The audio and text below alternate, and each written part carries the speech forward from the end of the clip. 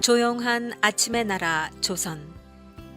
그 땅을 향한 하나님의 사랑을 전하기 위해 복음을 들고 조선 땅을 찾은 백안의 서양 선교사들.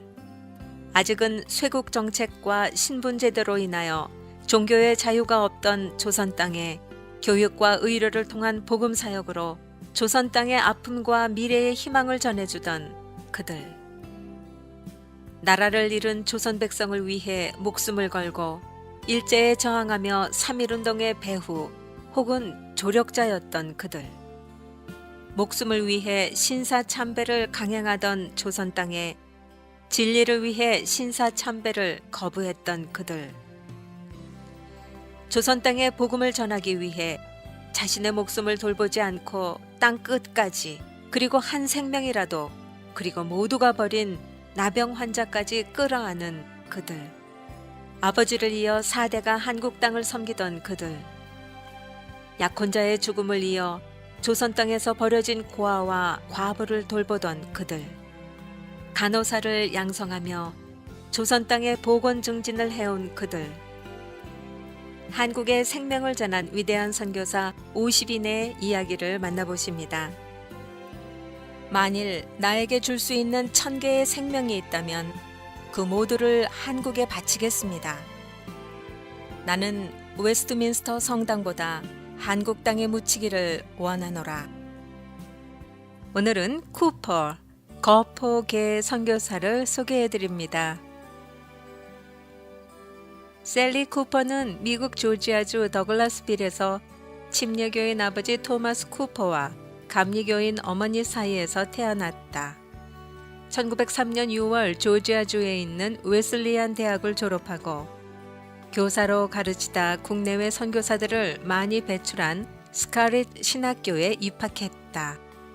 1908년 6월 25일 뉴올리언스에서 열린 남감리회 해외 여선교회에서 평신도 선교사로 한국에 파송을 받은 쿠퍼는 이미 원산 선교사 마이어스를 통해 한국 교회에 대한 이야기를 들었고 원산 감리회와 캐나다 선교사들의 연합 부흥회 등도 알고 있었다. 1908년 스카렛 신학교를 졸업하고 22세의 젊은 나이에 부산항에 도착한 쿠퍼는 배편으로 원산으로 이동해 30평생을 교육과 전도 활동에 헌신했다. 1875년 한국의 개항을 요구하면서 일본이 일으킨 윤요호 사건으로 1876년에 인천, 부산, 원산항이 개항되어 1880년에 자유항이 되었다. 그래서 외국인들과 선교사들이 비교적 쉽게 원산항에 들어올 수 있었다. 1930년 한국의 남북 감리교회가 합동하고 1931년 6월 이를 기념해 제1회 조선감리회 연합연회가 열렸을 때 쿠퍼를 포함한 14명의 여선교사들이 목사 안수를 받았다. 쿠퍼에게 안수를 준 사람은 당시 한국감리교회에서 영향력이 크던 양주삼 총리사였다. 이후 쿠퍼는 강릉지방 감리사로 취임해 강원도 곳곳의 교회를 돌보았다. 쿠퍼는 70세가 되어 은퇴할 때까지 평생 독신으로 원산에서 강원도를 수없이 오가며 끝까지 한국인을 섬겼다. 그리고 1938년 9월 24일 쿠퍼의 한국선교 30주년 기념식을 600여 명의 성도들과 함께 원산 중앙교회에서 열어 그녀의 노고를 위로했다. 한국을 위해 수고와 헌신을 아끼지 않던 쿠퍼 선교사는 강압적인 일본의 탄압으로 1940년 11월 23일 한국을 떠났다. 그렇지만 강인한 쿠퍼는 1941년 가을 55세의 나이에 미국 하트포드 신학교에 신학 공부를 시작하고 1942년 9월부터는 뉴멕시코 알부커크에 있는 감리교회 여학교에서 교편을 잡기도 했다. 한국이 해방을 맞이하자 1947년 쿠퍼는 다시 한국을 찾아 이천읍 양정여학교의 이사로 활동했고 한국전쟁으로 일시적으로 일본에 머물다가 1953년 다시 내한하여 대전신학교에서 교수로 활동하다가 1957년 귀국했다. 1908년 10월 한국에 도착해 원산에 머물며 2년간 한국어를 익힌 쿠퍼는 1910년 여름에 당시 남감리교의 선교구역이던 강원도 영동 지역으로 첫 선교 여행을 떠났다. 특히 양양지방은 산악이 전 면적의 9할이나 되는 산악지역으로 대부분 길이 좁고 험준해 말이나 당나귀로 이동하기 어려웠다. 쿠퍼는 도보로 고성을 지나 양양과 속초 지역 등을 돌며 기독교인 가정을 신방하고 복음을 전했는데 이때 신실하고 열심 많은 동골이 전도 부인이 쿠퍼와 동행하며 그녀를 도왔다. 대부분의 남성 선교사에게 한국인 협력자인 어학선생이나 전도인들이 있었듯이 여성 선교사에게도 한국인 사역자의 동반은 필수적이었다. 쿠퍼는 새벽 기도를 인도하고 낮에는 성경을 가르치고 오후에는 신방을, 밤에는 설교하는 바쁜 일정을 보냈지만 매일 아침 일찍 일어나 기도하고 이날을 하나님과 함께 맞으리. 그는 해와 방패이시니 그의 말씀을 읽고 그의 음성을 들으리. 라는 시를 읽으며 하루를 준비했다.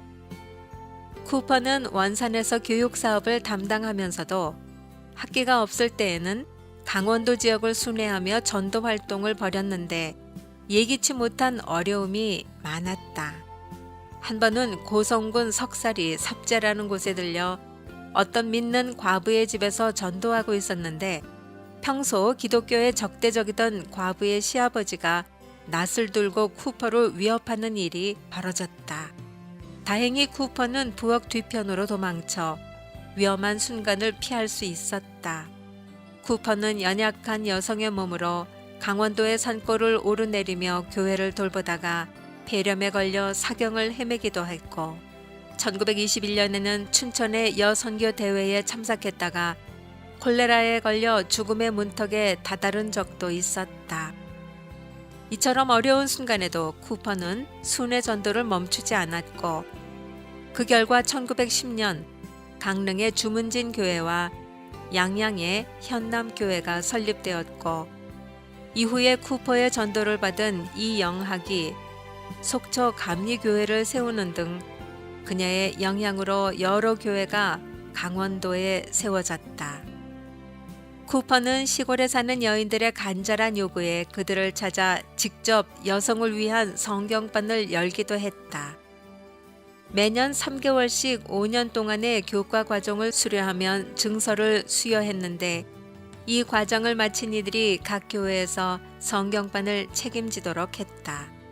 1916년의 보고를 따르면 쿠퍼는 20번의 성경반을 개최했으며 410명의 등록 여성을 가르치고 370가정을 신방했다. 그녀는 또한 1932년부터는 만주 간도의 용정 여자 성경학원에서 여자 교역자 양성에 매진하기도 했다. 쿠퍼는 특히 원산 여성들의 선교, 교육, 계몽 사업에 힘썼는데 처음에는 남감리회 여선교사 캐롤과 노울스가 1903년에 설립한 루시 여학교에서 영어를 가르쳤다. 이후 본격적인 성경 교육을 했는데 제한된 인원으로 광활한 선교지를 담당하려면 전도부인 양성이 시급했기 때문이다. 1909년에는 집을 2채 사서 신축해 성경학원을 설립하고 재정 지원을 한 콥의 이름을 따서 앨리스 콥 여자 성경학원이라고 이름을 붙였다. 인원이 늘어나면서 학교는 1926년 다시 큰 건물을 짓고 73명의 학생으로 공식 개교한 이후 명칭을 보혜 여자관으로 정했다. 3개월씩 5년 과정으로 교과 과목은 읽기, 쓰기, 중국어, 위생, 교회 역사, 주일학교 운영, 성경 등이었고 둘씩 짝을 지어 직접 가정을 방문하며 전도하는 실습도 포함되어 있었다. 1929년 4월 정규 과정을 마친 제1회 졸업생을 배출한 이래 보혜여자관은 많은 여자 전도인들을 배출해 원산과 주변 지역에 복음이 전파되는 데 기여했다. 보혜여자관 설립과 함께 교장에 임명된 쿠퍼는 부녀자들에게 영어, 재봉, 요리 등을 가르치고 어린이를 위한 타가소를 설치했으며 자신이 한국을 떠날 때까지 여성 교육에 힘을 쏟았다. 1940년에 한국을 떠났다가 1947년 다시 한국에 들어온 쿠퍼는 소련의 통제하에 있는 원산에 돌아갈 수 없었지만 동료 선교사 앤나 채핀과 함께 서울에서 성경학교를 개교했다.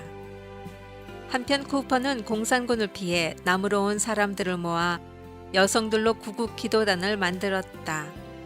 동시에 서울, 수원, 인천 지역의 교회들을 방문해 성경을 가르치고 구호물자를 나누어 줬으며 경기도 이천의 양정여학교 이사로 봉사했다. 쿠퍼는 학교를 자주 방문해 필요한 학습 기재와 물품을 지원했다.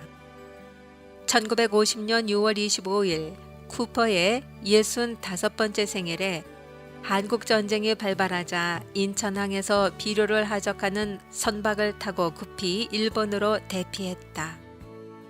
일본에서도 한인교회를 돌보며 설교 사역을 하다가 1953년 다시 한국으로 들어와 대전 신학교에서 교수로 가르치다가 1957년 은퇴해서 귀국했으며 1978년 소천했다.